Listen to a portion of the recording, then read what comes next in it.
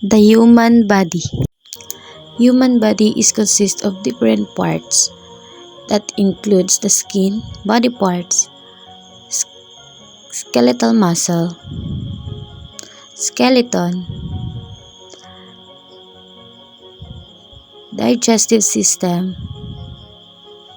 respiratory system, cardiovascular system, and the lymphatic system, and also the excretory system and reproductive system, nervous system, and the endocrine system, and also the hormonal system. And if you want an animation, you can click the animation The skin icon. is the largest organ in the human body. But today, I will going to tackle about the skeletal muscles.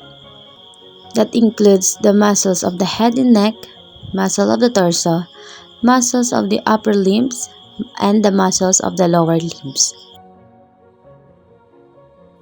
But first, let's tackle about the muscles of the head and neck and its part.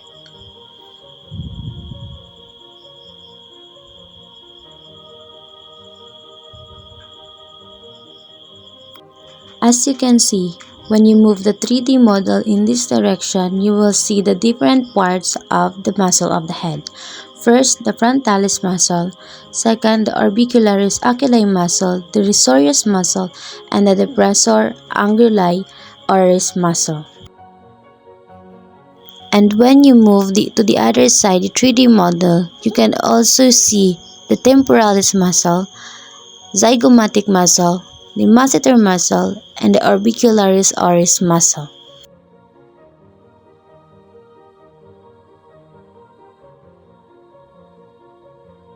Now let's proceed to the muscle of the torso.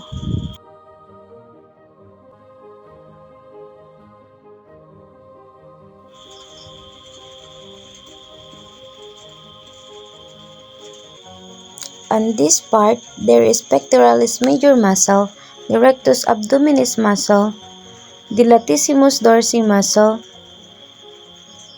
the scapular muscle, and also the trapezius muscle that we can find in the back part of this 3D model.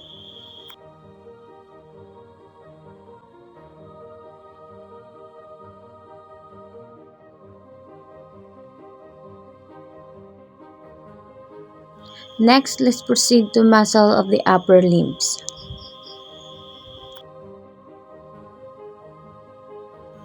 And for the upper limbs, the first part is the bicep brachii muscle, flexor muscle of the forearm, abductor pollicis brevis muscle, and to the other part of the limbs, we have here the deltoid muscle, triceps brachii muscle, and the extensor muscle of the forearm.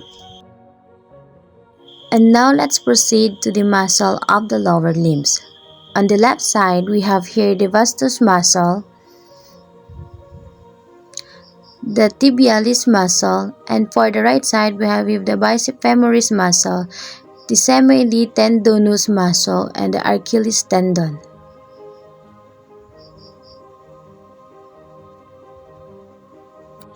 And that's all for the skeletal muscle. And for more information, the eye icon above, it gives a small information about skeletal muscle that states that skeletal muscles are the active organs of the locomotion. There are about 350 skeletal muscles in the human body.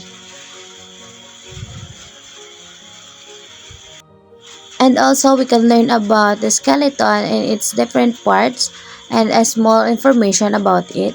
That's also present in digestive system, respiratory system, and in cardiovascular system, lymphatic system, and also in the excretory system, reproductive system, and in nervous system. Also an endocrine system. And that's all for today. Thank you for watching. Happy learning, everyone.